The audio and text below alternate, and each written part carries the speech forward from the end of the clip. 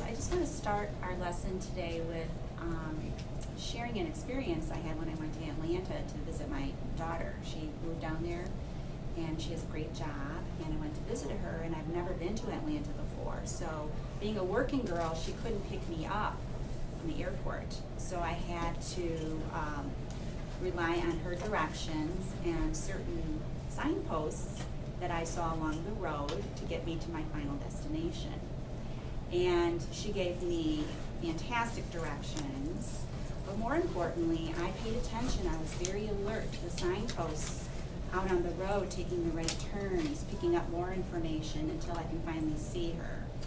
And I had a successful journey.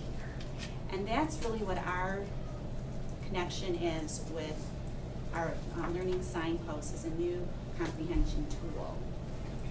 It's to help us get to our final destination, finishing the book, having gotten a lot of great information, growing ideas, and understanding, having some deep understandings about what the author was trying to tell us in that book.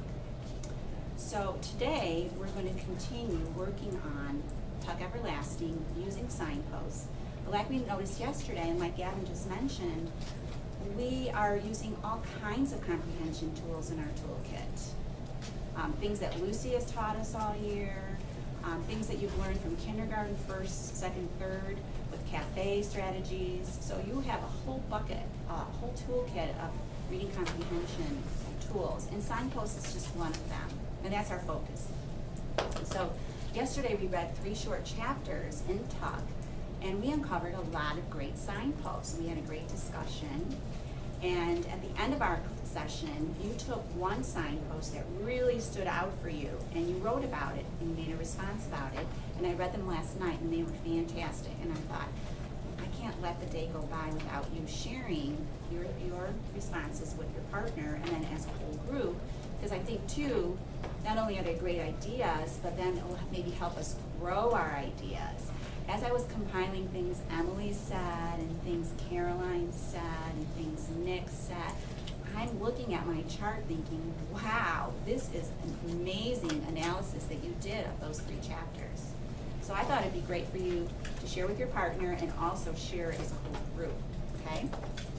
So before we start, partners, I'd like you just to reflect a little bit on what great talk looks like and sounds like, and that's our anchor chart from Lucy's book clubs, historical fiction book clubs, but it works also for signposts.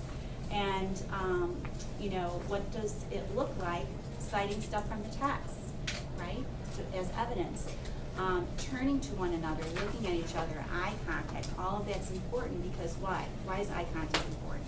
Isaac? Because then they will understand that, oh, you're listening to me. Yes. You're actually being attentive and you're listening, and what they're saying is important. You're leaning in and you're paying attention. And what great talk sounds like, if you maybe don't agree on something, there are respectful ways of telling your partner, I see what you mean, but, or that might be true, however. So you're making a respectful comment back, but also showing another side of the argument too, if you don't agree with them. Because you might come across one signpost, and it did happen in this class, same text, but 2 different signposts people selected, and it still worked. So you'll see how that does work with signposts. So I'm going to give you a few minutes to share with your partner your response, and why don't we start with partner letter A. Maybe share first, and then we'll switch and have partner B. And I know there's one group with C, so we'll allow time for you guys too. So, no, start with the one you wrote yesterday. You guys want to go?